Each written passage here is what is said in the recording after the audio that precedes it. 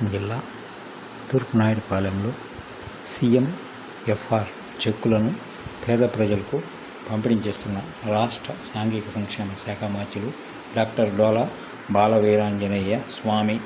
ప్రజలందరూ ఆరోగ్యంగా, ఆనందంగా, సంతోషంగా ఉండాలనేది ముఖ్యమంత్రి గారి యొక్క ఆకాంక్ష.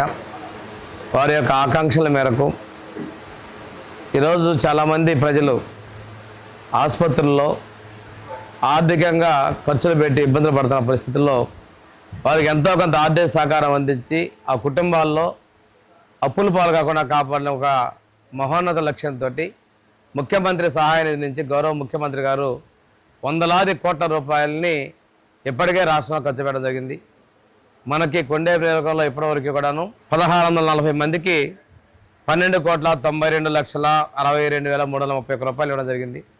ఈ రోజున 116 మందికి 90,06,318 రూపాయలని నేను ఈరోజు ముఖ్యమంత్రి సహాయ నిధి చెక్కులు పంపిణీ చేయడం జరుగుతూ ఉంది. ఇంకో ఇదే కాకుండా పేదల ఆరోగ్యం కోసం అందరికీ కూడా 2.5 లక్షల ఇన్సూరెన్సు, పేద ప్రజలకు 25 లక్షల రూపాయల ఇన్సూరెన్స్తో హెల్త్ ఇన్సూరెన్స్ తీసుకురాబోతా ఉన్నారు. దీంతో పాటుగా ప్రజలకి ఆరోగ్యం మొత్తాన్ని సంజీవని పథకం ద్వారా ప్రతి ఒక్కళ్ళ డేటా కూడా ఆరోగ్య సమస్య చేసి వారికి ఏమైనా ప్రాణ ప్రమాదం ఉన్నటువంటి వ్యాధులు వస్తున్నాయో ముందుగా అలర్ట్ చేసి ప్రాణాలను కాపాడేదానికి సంజీవని పథకాన్ని కూడా ముఖ్యమంత్రి గారు తీసుకొస్తా ఉన్నారు.